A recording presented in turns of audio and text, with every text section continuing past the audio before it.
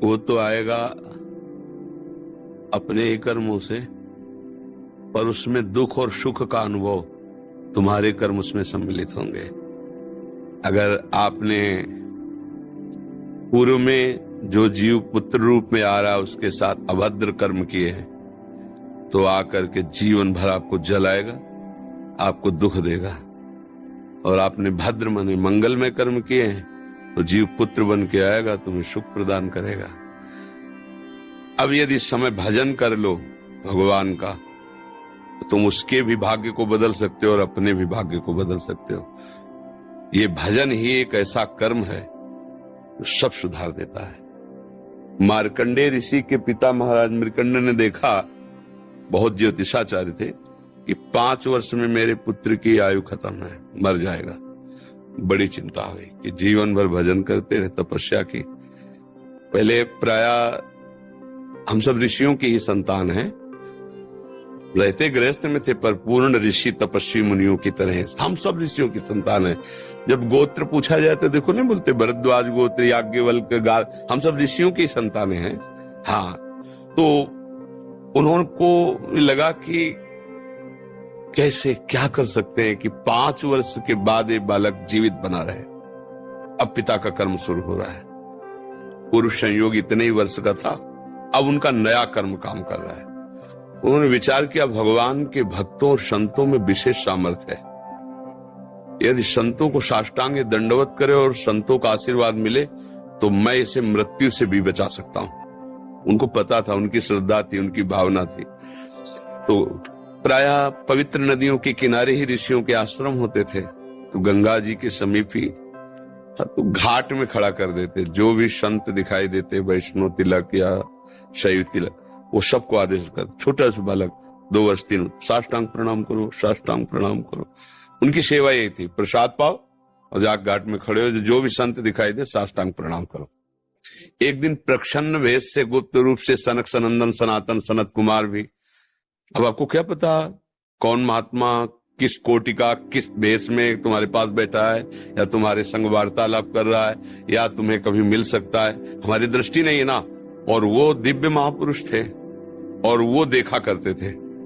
जब साष्टांग प्रणाम किया तो चारों संत वेश में थे, उनका चिरंजीवी भाव, बस वो आ गए। कहा, महाराज मेरी दृष्टि अचूक है, आप सनक सनंदन सनातन सनत कुमार चारों ब्रह्म कुमार है ना, प्रच्छन्न वेश से आप घूम रहे हैं, ये तो अभागी है, 5 वर्ष में इसकी मृत्यु हो जाएगी। वो आप कह रहे चिरंजीवी भव, तो आपके वचन मिथ्या या इसका भाग्य मिथ्या?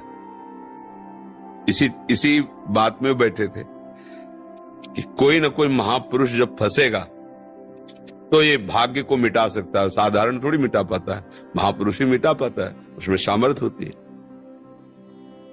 तो उनका ठीक है, चिरंजीवी तो रहेगा ही। तुम्हारी ज्योतिष से तुमको पता है किस मिनट में किस सेकंड में मृत्यु होगी। उस दिन प्रातः से लेकर के और मृत्यु समय तक भगवान शिव के मंदिर में शिव का आलिंगन करके इसे बैठाल देना, बस फिर और हम देख लेंगे। ऐसा ही किया। चारों ब्रह्म कुमार दरवाजे पे खड़े हो गए। तो ऐसे पुरुषों के पास यमदूत नहीं आते, साक्षात धर्मराज आते हैं। धर्मराज ने देखा सनक सनंदन सनातन सनत कुमार, तो उनका इस जीव का समय हो रहा है, आप आदेश करें तो मैं इसे ले जाऊं। लेकिन मैंने तो चिरंजीवी भव कहा है।